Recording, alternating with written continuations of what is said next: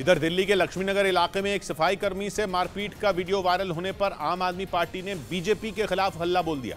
आरोप है कि लक्ष्मीनगर विधानसभा सीट से बीजेपी विधायक अभय वर्मा की मौजूदगी में उनके समर्थकों ने मारपीट की, जिसका एक वीडियो भी सामने आया जिसमें कुछ लोग उस सफाई कर्मी को पीटते दिखाई दिए।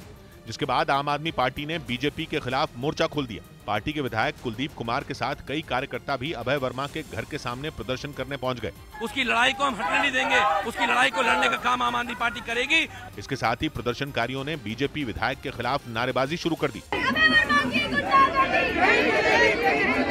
इस दौरान कार्यकर्ताओं के हाथों में कई पोस्टर भी दिखाई दिए, जिनके जरिए उन लोगों ने बीजेपी विधायक पर कार्रवाई करने की मांग की। बताया गया कि उस इलाके में मौजूद सार्वजनिक शौचालय को खुलवाने के मुद्दे पर यह हमला हुआ।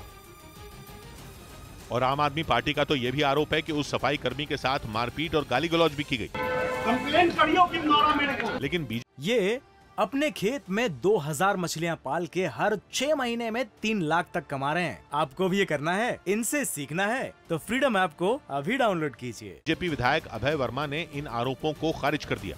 पॉलिटिक्स वो लोग कर रहे हैं, वो लोग मेरे इमेज को खराब करना चाहते हैं। इसके साथ ही अभय वर्मा ने मारपीट का आरोप लगाने वाले आम आदमी पार्टी के नेताओं पर केस करने की भी बात कही। उधर अमेरिका और रूस बांग्लादेश के सियासी मामले पर भिड़ गए और वहां बने दोनों देशों के दूतावासों के बीच जबानी जंग छिड़ गई।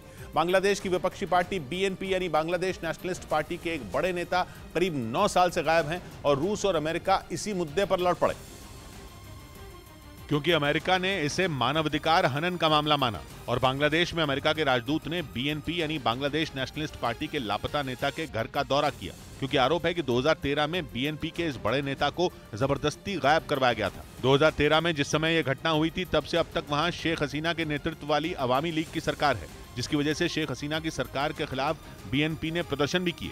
लेकिन ये मामला बांग्लादेश का अंदरूनी सियासी मामला ही माना जाता रहा। लेकिन अमेरिका के इस मामले में कूदते ही पूरा रंग बदल गया, क्योंकि अमेरिकी राजदूत ने केवल बांग्लादेश में नहीं बल्कि अमेरिका में बांग्लादेश के राजदूत के सामने भी यह मुद्दा उठाया, जिसके बाद रूस भी इस मामले में कूद पड़ा, क्योंकि 14 दिसंबर को अमेरिकी दूतावास ने कहा कि वो मानवाधिकार के हनन के सभी मामलों को गंभीरता से लेता है। जिसके बाद 20 दिसंबर को बांग्लादेश में रूस के राजदूत ने बयान दिया कि बांग्लादेश जैसा देश किसी और देश के निर्देश के मुताबिक नहीं बल्कि अपने हिसाब से आंतरिक नीति तय करता है। रूस ने जैसे ही ये बोला, अमेरिका इस मामले में यूक्रेन को घसीट लाया और रूस से पूछा कि क्या ये बात यूक्रेन पर भी लागू होती है। साफ है कि अमेरिका का इशारा यूक्रेन में चल रही भीषण जंग की ओर था, यानी बांग्लादेश के बहाने दोनों महाशक्तियां फिर टकरा गईं। रूस ने एक बार फिर कहा कि अमेरिका जबरदस्ती किसी देश के घरेलू मुद्दे में नाक घुसा रहा है, क्योंकि वो यूक्रेन के मुद्दे को रूस का घरेलू मामला मानता है और अमेरिका के इस मामले में बोलने के खिलाफ है।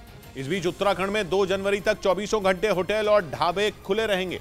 नए साल पर पर्यटकों की सुविधा के लिए सरकार ने यह फैसला लागू किया, जिसके मुताबिक होटल के अलावा रेस्टोरेंट, ढाबे और चाय की दुकानों समेत दूसरी खाने की दुकानें भी खुली रहेंगी। राज्य में आने वाले पर्यटकों को 2 जनवरी तक 24 घंटे ये सुविधा मिलेगी।